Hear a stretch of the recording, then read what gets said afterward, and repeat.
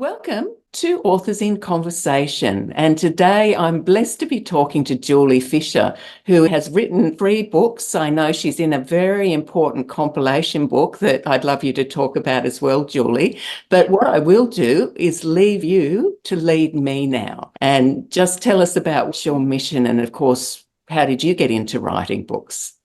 Yeah, so how I got into it was I'd always had a dream to be an author, and I don't really know why. I always liked writing stories. So in high school, when the teacher gave us the 3,000 word essays to write, I was always very excited and would go home, and I won't tell you how old I am, but we used to handwrite our essays back then. But I really used to enjoy writing a story, and it was a dream that I had that just sort of stayed a dream for a very long time. I got married, had my kids, and then when I was 50, an opportunity came up, and I thought, I don't think I can knock this back. I think I'm going to have a go. And from that opportunity, my first book, The Unexpected Journey, was born. And that story is about our journey with our youngest son, Darcy, who lives with Down syndrome. And I begin the book with prenatal diagnosis, which we received at 15 weeks. And it goes up until he's 13 years old, which is the year that it was published. And from that book, that was a bucket list item, really. And I didn't expect anything to come from that. But of course, when we share our stories with the world, things do start to come from that. And I started being asked to be part of campaigns with like Carers Victoria, Down Syndrome Victoria. I did some author talks at local libraries. And that started to sort of spur a little bit of a burn inside me. I thought I really like where this is taking me. And then COVID hit. And I Oh, thought, oh, what do I do now? But what I found was that all of a sudden I could attend lots of events that I normally wouldn't have been able to because of work, because of locations and things like that. So everything went on Zoom. And I started to network on Zoom and got my name out there and wrote my second book during COVID, which is called The Magic of Inclusion.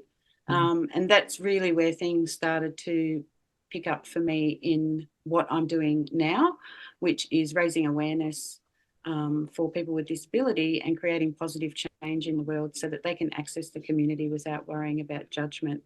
Um, so I have a couple of quotes. One of my quotes is give people a chance and watch them shine. And that is even like it's not just in participation in certain things, it's even if you don't pass judgment and you just accept people for who they are, no matter what setting you're in, you're going to see them shine because you're going to see them enjoying themselves and, living life as it should be lived. And the other quote that I have is one smile changes everything. And that's come from me learning not to react to other people looking at my son when out in the community ah. because I found that I was reacting because I was just thinking that they were being judgmental towards him because you can see his disability. But then as he got older, he was feeling that negativity as well. And I thought, I need to change it. So I started to smile at people. And I got a really nice awakening and found that people would smile back and say hello. And sort of probably 95% of people will smile and say hello to us. And then there's a small percentage that won't. There's a small percentage that will lower their heads and walk off because they've been caught in a judgmental moment.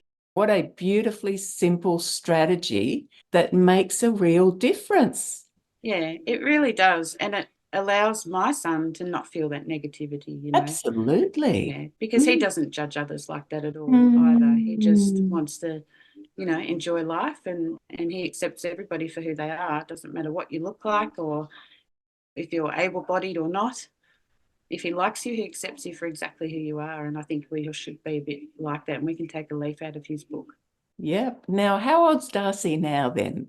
Well, he's actually going to be turning 18 next month. So Oh, yeah, last year of school. So now we're wow. navigating all of that. And Mm-hmm. yeah, so I'm actually going to write another book this year, which will be a follow-on from the first book. And Mm. I'll pick up from when he was 13 and go through all those teenage years and how we've navigated certain things and how Yeah. we're getting ready for life after school. So Oh, that's fantastic. I want to share with everybody too that you are a TEDx speaker. So, yes.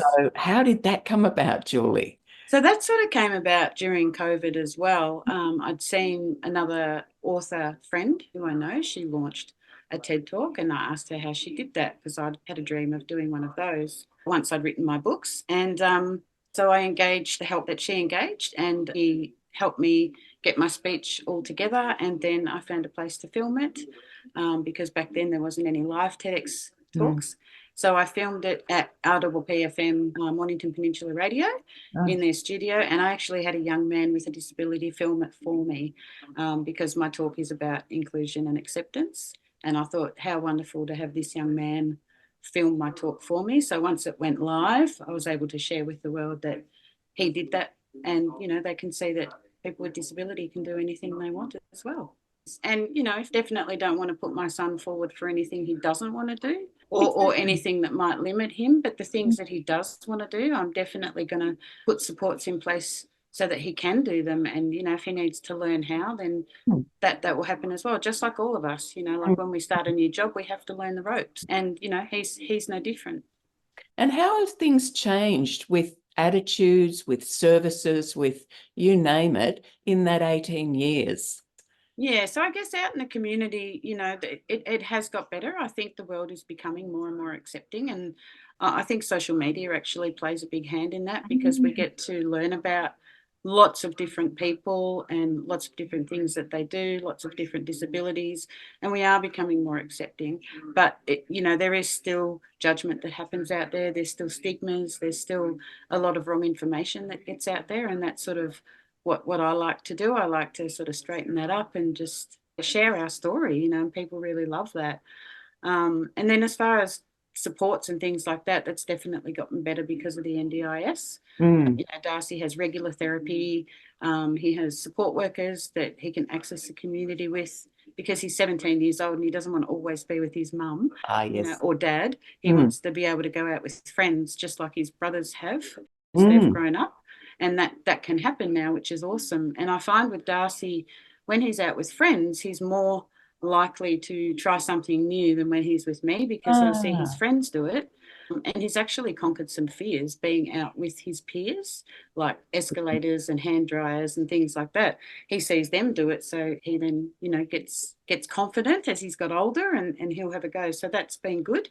Fantastic. Yeah, many years ago, we used to only be able to access a little bit of funding and get sort of 2 lots of therapy a year, and that was it. Oh, Um, okay. That's not much at all, is it? no, it wasn't Mm. much. There was other options, but we didn't know about them. You only sort of knew if somebody told you. Mm. Whereas now with the NDIS, so everybody knows about it. You know, we all learn about how we can apply and what we can apply for, and we Mm. learn the ropes. Like, Yeah, you know, there's, yeah. you know, the more reports and things you go in with, the better the outcome most of the time. So I definitely guarantee people to get quotes and reports as much as they can when they're Yeah. doing their NDIS application or reviews, Mm. Mm. and just try and get the best for their people as they can. So. Yep, exactly. And so you are an advocate in that way. You're helping people in that regard. I try to, yeah. I've made a lot of really great connections over the years since writing my first book. And, you know, I am able to sort of give people places to go if they're looking for certain therapies or certain support. I can sort of give them a bit of a guidance. And then, you know, sometimes I can even refer to that provider and say, look, I've got a friend that's looking for this service. And they'll say, yeah, hook us up and we'll see what we can do with them. So Yeah. I Right. do try and help with that because I think that's really important. And I think that's always been the same. I think, you know, you Mm. learn what's out there from other people, other parents and things That's like that. it. Yeah. Yeah, yeah. Yeah. Great. And then how about the beautiful compilation book that Christine has put together and you've done one of the chapters? Oh, it was lovely being part of a compilation book. And, you know, all of our stories are different, all of our journeys are different. And I think it's Mm. really important to share those with others because, you know, people can relate to them no matter what the story is. There's somebody out there that's sort of going through something very similar. And if you've been able to navigate things and, you know, look, it's never easy, I'm not going to say that, but if you've been able to navigate things so you can, you know, that you can work and you can have a bit of your own self-care as well as look after somebody else in a carer role, then if they read that story, then they'll say, oh, okay, I haven't tried that and I've sort of felt alone, but there are other people out there going through the same Mm. thing. So they might reach out or they might read your chapter and try something that you've tried, Exactly. and that might be a really good help for them. So I think it's Mm. very important for us to share our Yeah, stories. And then the people that, aren't in a carer role or aren't in the world of disability, they learn a bit about our world. And I think that's good too. It's not bad, that's for sure. absolutely. Yeah, yeah. And that's the power of books, though, isn't it? Yes, yes, Really. definitely, Yeah. definitely. Yeah. Yeah.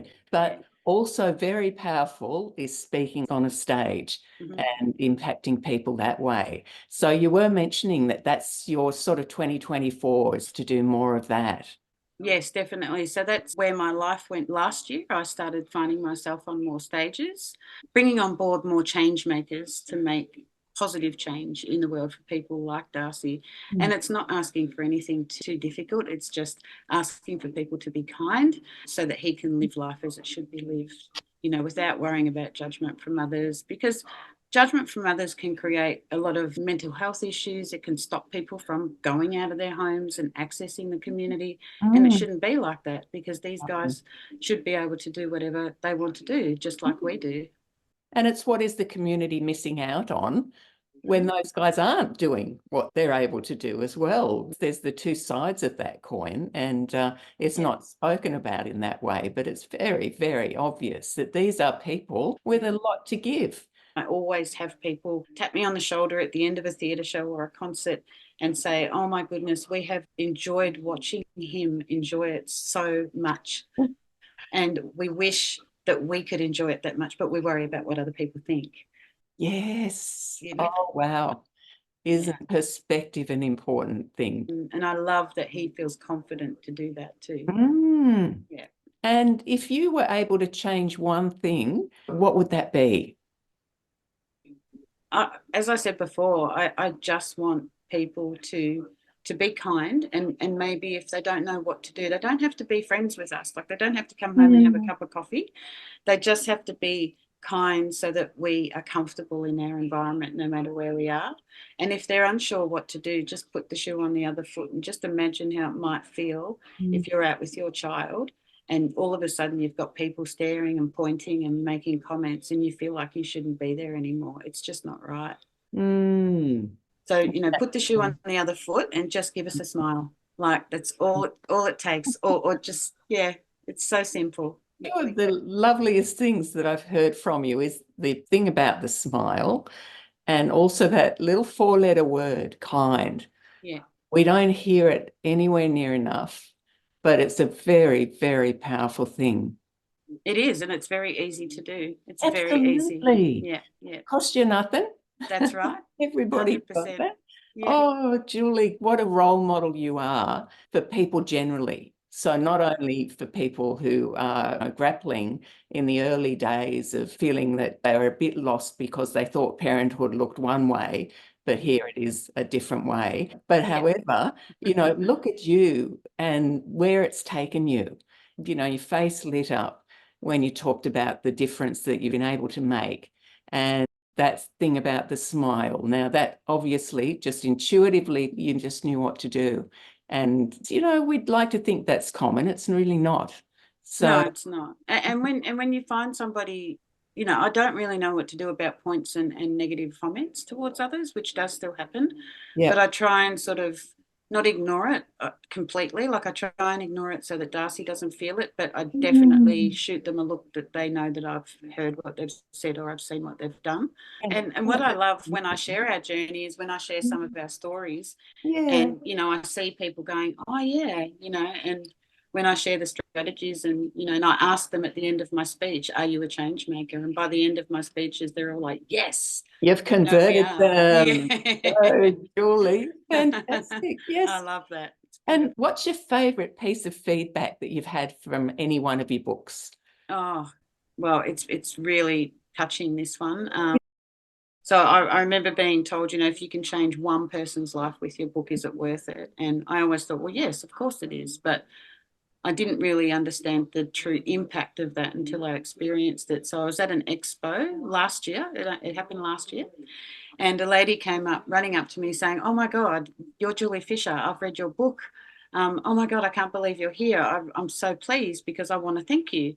And I said, "Oh, that's really lovely. What do you want to thank me for?"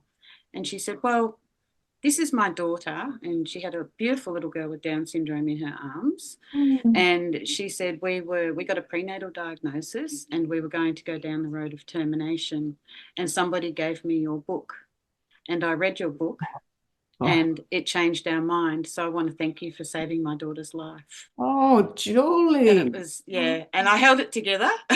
Oh, I had some tears later because it was so beautiful. And she had a little boy as well, and he was looking up at me with these beautiful big eyes. And I oh, said, "Is that your little sister? She's beautiful, isn't she?" And he said, oh, "Yes, yes, she is." He's a big brother, and they were oh just my really God. lovely people. And what she said just really, Oh boy.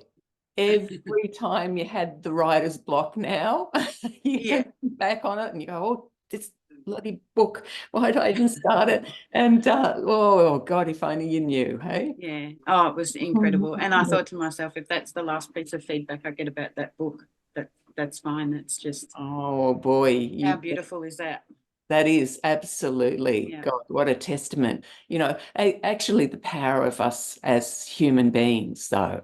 Mm-hmm. And there you were, you've been through your journey, and Yeah. Darcy's been through his journey, and then look at how just sharing the story, touching somebody else to the extent, though, that they make a Yeah. connection that brings a beautiful being to being. Oh, I wow. know. It was Yeah, no, as you incredible. say, if you never sold another copy of any books, you'd still be ahead, wouldn't you? Yeah. Oh my Yes, God. Wow. definitely. Now, look, how can people contact you? www.juliefisher.com.au. Okay, great. I'm on all the social media platforms. Mm, I'm on LinkedIn, Facebook, and Instagram. And I have a page on Facebook called The Unexpected Journey, nice. which is the title of the first. They can Oh, contact me there as well.